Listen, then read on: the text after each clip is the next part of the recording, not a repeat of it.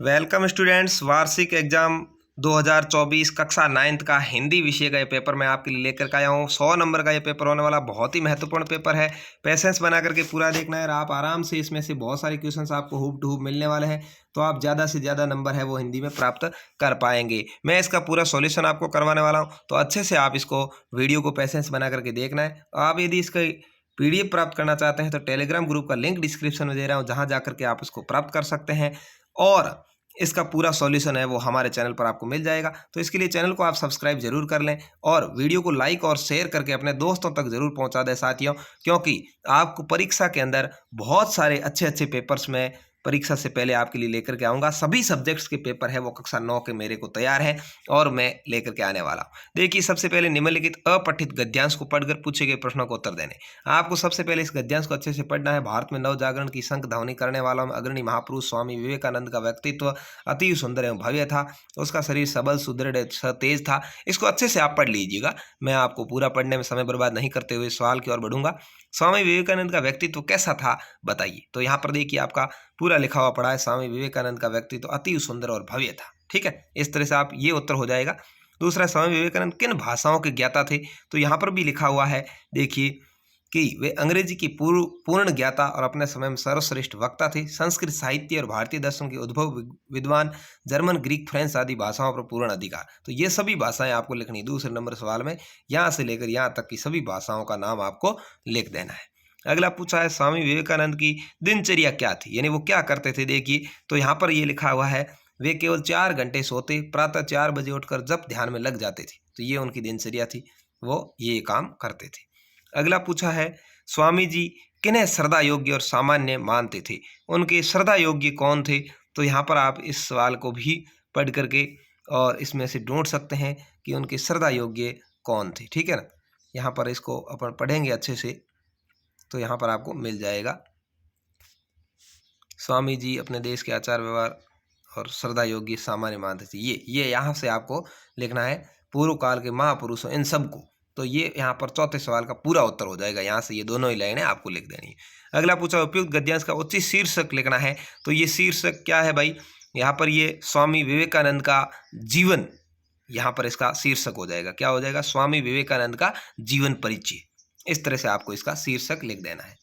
इसके बाद में ये 5 क्वेश्चन हो गए 10 नंबर के। प्रत्येक सवाल 2-2 नंबर का है, तो 10 नंबर आपको इस पैराग्राफ में से मिल जाएंगे। हिंदी के अंदर बहुत ही महत्वपूर्ण 3 पैराग्राफ आपके आते हैं। मैं आपको सारे बताऊंगा कैसे आएंगे। दूसरा है, निम्नलिखित अपठित काव्यांश है, इसको पढ़कर प्रश्नों का उत्तर देना है। ये भी 10 नंबर का है। देखिए, यहाँ पर है निश्चित किस जगह पर सरित गिरी गह्वर मिलेंगे, है अनिश्चित किस जगह पर बाग वन सुंदर मिलेंगे, किस जगह यात्रा खत्म हो जाएगी, ये भी अनिश्चित है अनिश्चित कब सुमन कब कंटकों के सर मिलेंगे।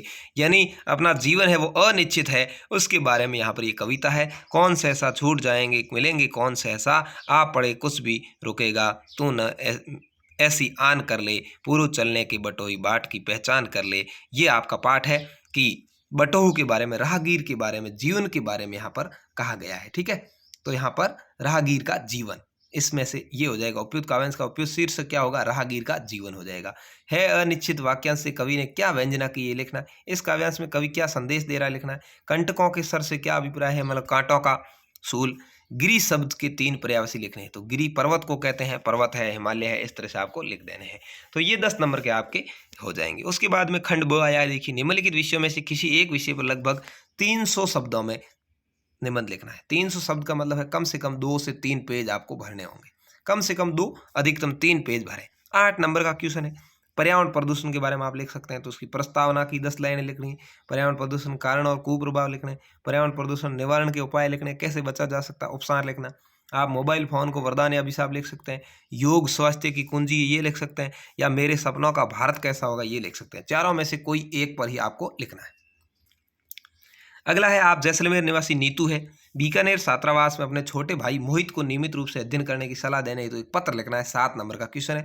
पत्र आपको लिखना नहीं आए तो अथवा मैं अपने प्रधानाचार्य को एक प्रार्थना पत्र लिखी, जिसमें पाठन सामग्री के लिए छात्रवृत्ति प्रदान करने का निवेदन किया गया। विषय क्या होगा? छात्रवृत्ति प्रदान करने हेतु। ठीक है, इस तरह से लेकर के सेवा में श्रीमान प्रधानाध्यापक महोदय, और विषय लिख देना है छात्रवृत्ति प्रदान करने हेतु। सविनय नम्र निवेदन है कि मैं कक्षा 9 में पढ़ता हूँ, आपके विद्यालय में कक्षा 9 में पढ़ता हूँ, और मेरी स्थिति पारिवारिक स्थिति गरीब है, जिससे मैं पठन सामग्री खरीदने में कठिनाई महसूस करता हूं, तो आपसे निवेदन है कि मुझे छात्रवृत्ति प्रदान कर संबल प्रदान करें, जिससे मैं अपनी पढ़ाई को नियमित जारी रख सकूं। धन्यवाद और आपकी अति कृपा होगी। इधर लिख देना है आपको भवदीय और बच्चे का नाम और कक्षा, और इधर लिख देना है दिनांक। ठीक है, तो इस तरह से आपकी ये हो जाएगा। उसके बाद में खंड 6 है, उपसर्ग और प्रत्यय में अंतर लिखना है। उपसर्ग वे होते हैं जो शब्द के आगे लग करके अर्थ में परिवर्तन कर देते हैं, और प्रत्यय वे होते हैं जो शब्द के पीछे लग करके अर्थ में परिवर्तन कर देते हैं। ये आप लिख दोगे, 2 नंबर आपको मिल जाएंगे। अगला पूछा, रेखांकित विशेषण का वचन बदलकर वाक्य पुनः लिखिए। यहाँ पर देखिए अच्छा है, इसका जो क्या करना है, विशेषण का वचन बदलना है। अच्छा कवि कौन है, तो यहाँ पर अच्छा का आपको अच्छे लिखना है। क्या लिखना है, अच्छे कवि कौन है। ठीक है, यहाँ पर ये इसका वचन बदल जाएगा। रमेश ने मीठा फल खाया, तो रमेश ने मीठे फल खाए। मीठा का मीठे कर दो, बहुवचन कर दो। एक वचन है तो बहुवचन कर दो, बहुवचन है तो एक वचन कर दो। 7वां है, अनल और अनिल शब्दों के अर्थ बताने। तो अनल का अर्थ होता है आग और अनिल का अर्थ होता है हवा। ठीक है, ये आपको लिख देना है। कमर टूटना मुहावरे का अर्थ क्या है, मुश्किलों में आना।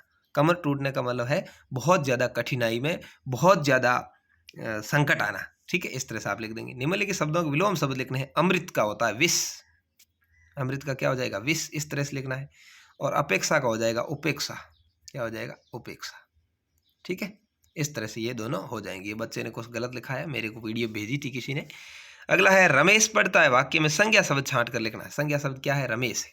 ठीक है, संज्ञा क्या होता है, जो करता है वो, तो रमेश है, यहाँ पर आ जाएगा। उसके बाद में खंड 2 आएगा आपके। निम्नलिखित पद्यांश को पढ़कर नीचे दिए गए प्रश्नों को उत्तर देने।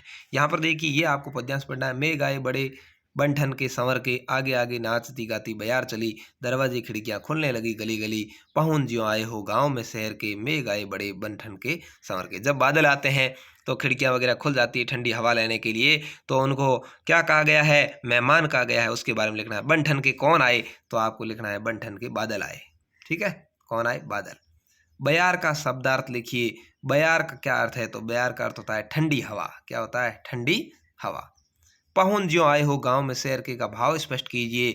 यानी जिस प्रकार से गांव में कोई शहर से मेहमान आता है तो उसका स्वागत होता है, ऐसे ही बादलों का स्वागत किया जाता है। मेघों की तुलना पाहुन से क्यों की गई है, क्योंकि जब मेहमान भी कभी कभी आते हैं तो इस तरह बादल भी यानी मेघ भी कभी कभी आते हैं। तो ये चारों ही सवाल आप लिखेंगे तो 8 नंबर आपको मिल जाएंगे। बहुत ही महत्वपूर्ण आपका ये सवाल हो जाएगा। 4 नंबर का, सॉरी है 4 नंबर का है, 4 नंबर मिल जाएंगे। एक नंबर के चारों सवाल है। अगला है, निम्नलिखित गद्यांश को पढ़कर नीचे दिए गए प्रश्नों का उत्तर दें। देखिए, एक और गद्यांश आ गया 4 नंबर का। बच्चन के साथ एक कवि सम्मेलन मैं भी उसी साल में गया था, शायद गोरखपुर। मैंने देखा कविता मेरा नया अभ्यास निरर्थक नहीं गया।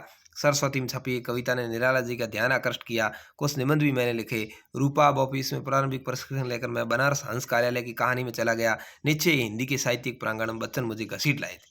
लेखक कवि सम्मेलन में किसके साथ गए थे, तो यहाँ देखिए बच्चन के साथ। किसके साथ, बच्चन के साथ। तो यहाँ पर लिखना है बच्चन कौन से हैं, हरिवंश राय बच्चन के साथ, ऐसे लिख सकते हैं आप। ये आपको याद हो तो हरिवंश राय बच्चन के साथ। प्रारंभिक प्रशिक्षण लेखक ने कहाँ से लिया था, ये देखिए गोरखपुर से।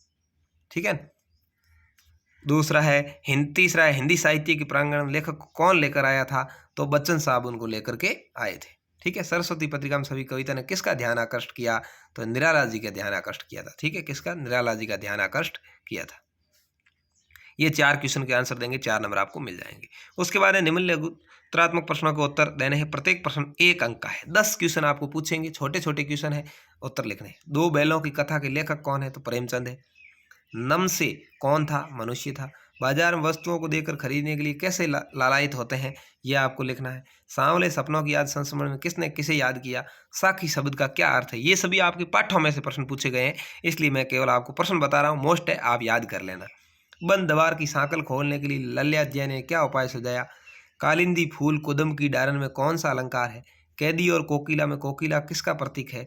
ग्राम श्री कविता में कवि ने किस ऋतु का वर्णन किया। चंद्रग्रहणा से लौटती बेर नामक कविता के रचनाकार कौन है। तो ये 10 क्वेश्चन आपको पूछे हैं, 1 नंबर के। उसके बाद में देखिए 2 नंबर वाले क्वेश्चन भी पूछे हैं। नाना साहेब अपनी पुत्री मैना को अपने साथ क्यों न ले जा सके। महादेवी वर्मा को हिंदी के प्रति रुचि कैसे जागी। चंद्रकांत देवतारे के अनुसार आज हर दिशा दक्षिण दिशा क्यों हो गई है। आपने अपने शहर में बच्चों को कब कब और कहाँ कहाँ काम करते हुए देखा है। मृत्यु का तरल दूध किसे कहा गया और क्यों। लेखिका मृदुला गर्ग 15 अगस्त 1947 की आज़ादी के जश्न में शामिल क्यों नहीं हो पाई थी। भूख मीठी की भोजन मीठा से क्या अभिप्राय है। तो ये 8 क्वेश्चन आपको पूछे हैं जो 16 नंबर के हो गए। ठीक है, और भी ये प्रेमचंद की वेशभूषा का वर्णन पठित पाठ के आधार पर करना है, 3 नंबर का क्वेश्चन है। मेरे बचपन के दिन संस्मरण के आधार पर महादेवी वर्मा के जीवन पर किन किन लोगों का अधिक प्रभाव पड़ा, 3 नंबर का क्वेश्चन है। गुरुदेव ने शांति निकेतन को छोड़ कहीं और रहने का मन क्यों बनाया, 3 नंबर का क्वेश्चन आया है। बाढ़ पीड़ित क्षेत्र में कौन कौन सी बीमारियां फैलने की आशंका रहती है, 3 नंबर का क्वेश्चन आया है। रीढ़ की हड्डी एकांकी में सामाजिक खोखलेपन पर निहित व्यंग्य को स्पष्ट करना है, 3 नंबर का क्वेश्चन है। विशेषण की परिभाषा और उसके भेदों के नाम लिखने हैं, 3 नंबर का क्वेश्चन है। विशेषण 6 भेद होते हैं उसके, वो सारे ही लिखने हैं आपको। विशेषण की परिभाषा हो गया, क्रिया के कितने भेद होते हैं, दोनों में अंतर लिखना है, 3 नंबर का क्वेश्चन। अथवा में ये नहीं आए तो काल किसे कहते हैं, काल के कितने भेद होते हैं, एक एक उदाहरण सहित आप लिख सकते हैं। तो इस तरह से ये 21 क्वेश्चन का आपका पेपर आया, बहुत ही महत्वपूर्ण है। इसकी पीडीएफ आप प्राप्त कर सकते हैं। तो उसके लिए आपको टेलीग्राम ग्रुप का लिंक डिस्क्रिप्शन में ज्वाइन करना होगा और चैनल को सब्सक्राइब करेंगे तो आपको जो राजस्थान के अंदर जितने ज़िले हैं सभी के अलग अलग पेपर होते हैं, जैसे ही पेपर होंगे उसकी पीडीएफ मैं उस टेलीग्राम ग्रुप में डाल दूंगा और चैनल पर उसका हल भी डाल दूंगा। तो आपको बहुत ज़्यादा परीक्षा में फ़ायदा होने वाला है। उसके लिए चैनल को आप सब्सक्राइब कर लें और वीडियो को अपने दोस्तों तक जरूर शेयर करें। धन्यवाद, जय हिंद।